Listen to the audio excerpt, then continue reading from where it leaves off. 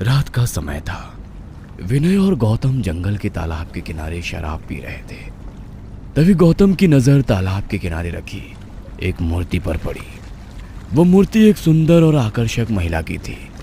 वो चबूतरे पर रखी हुई थी। उसके पास ही कुछ दिए जल रहे थे। गौतम हाथ में शराब की बोतल पकड़े उस मूर्ति के पास गया। वाह, क्या सुंदर औरत है। अगर ये सच में होती तो मैं इससे शादी कर लेता। गौतम उस मूर्ति को निहारते हुए बोला। ये सुन विनय उस पर चिल्लाया, ए, तेरा दिमाग तो ठिकाने पर है ना?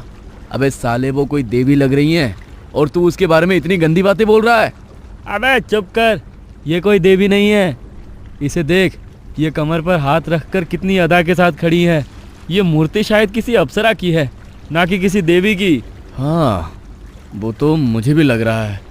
शायद ये जल देवता है जो इस तालाब की रक्षा करती हो। क्या ये जल देवता होगी और इस तालाब की रक्षा करती होगी? रुक जाओ, अभी पता चल जाएगा, गौतम ने कहा। और फिर उसने तालाब के पानी में पेशाब करना शुरू कर दिया। अबे ये तो क्या कर रहा है? तुझे पाप लगेगा। गौतम पेशाब करने के बाद पीछे मुड़ा। देखा, ये जल देवता नहीं है। अगर होती तो मुझे इसमें पेशाब करने से रोकती। साले, तू पागल हो गया है क्या? तूने इस तालाब का पानी अपवित्र कर दिया। तू पानी का क्या बोल रहा है बे? मैं तो इस औरत को भी अपवित्र कर दूंगा। ऐसा कहते हुए वो चबूतरे पर चढ़ गया और उसने मूर्ति के होठों को चूमा। देख विनय घबरा गया। अबे, तेरा दिमाग तो ठिकाने पर है ना? ये तूने क्या किया? अबे ये तो कुछ नहीं, अभी तो मैंने स्टार्ट किया है। ऐसा कहते हुए उसने उस मूर्ति के होठों पे दारू की बोतल लगाई और उस पर दारू डाली। ये देख विनय का दिमाग हिल गया। साले, तू मरेगा। मैं जा रहा हूं यहां से, मुझे जिंदा रहना है, मैं चला। ऐसा कहते हुए विनय वहां से मुड़ा और चलते हुए कार की तरफ बढ़ने लगा। लेकिन गौतम ने उसे रोका। अबे रुक जा। ठीक है बाबा, मैं मूर्ति के पास नहीं जाऊंगा। तू चल, पहले थोड़ा और पिएंगे और बाद में चले जाएंगे। गौतम ने जैसे तैसे विनय को मना लिया और बाद में वो दोनों तालाब के किनारे शराब पीने बैठ गए। गौतम अभी भी दूर से उस मूर्ति की तरफ देख रहा था। यार एक बात बताऊं, मैंने जब उस मूर्ति के होठों को चूमा ना, तब मुझे बिल्कुल किसी जिंदा स्त्री को चूमने जैसा महसूस हुआ। मानो वो मूर्ति नहीं बल्कि सचमुच की स्त्री हो। अबे चुप कर, मैंने शराब पी है, गधे का मूत नहीं। मुझे बेवकूफ मत बना। हाँ, विनय ने नशे में कहा। गौतम अभी भी उस मूर्ति को ही निहारे जा रहा था। सच में यार, माँ कसम, मैं झूठ नहीं बोल रहा हूँ। मुझे सच में अभी भी उसके होठों की छुअन महसूस हो रही है। उसके गर्म और नरम होठ मुझे अभी भी महसूस हो रहे हैं। ऐसा लग रहा है कि एक बार फिर से वहाँ चला जाऊं और उसे चूमूं। तुझे चाहे तो खुद उस मूर्ति को किस करके देख ले।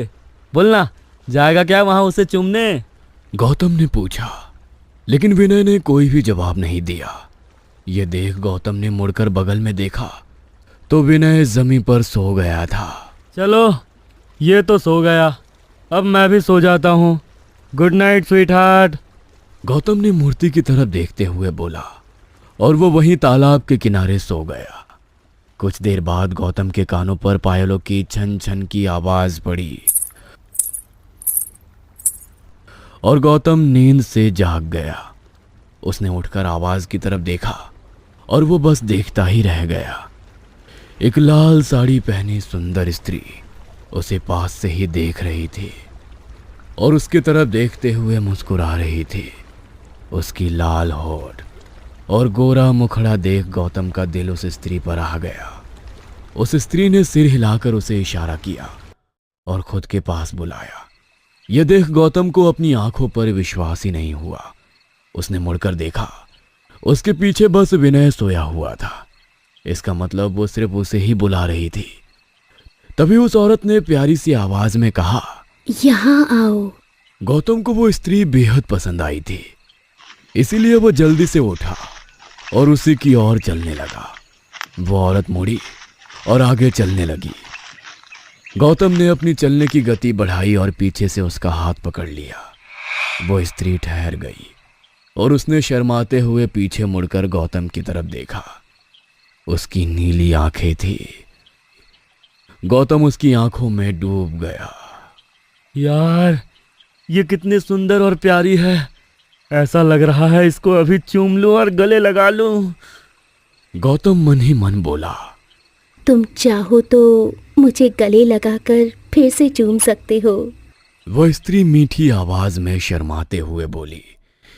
यह सुन गौतम को बहुत ही आश्चर्य हुआ कि इसे मेरे मन की बात कैसे पता चली। तभी वो स्त्री धीरे धीरे से गौतम के चेहरे के पास आई और उसने गौतम को गले से लगा लिया।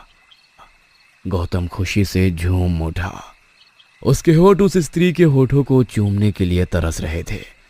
उसने उस स्त्री को खुद से दूर किया और उसके चेहरे को दोनों हाथों से पकड़ लिया और धीरे धीरे चूमने के लिए आगे बढ़ा।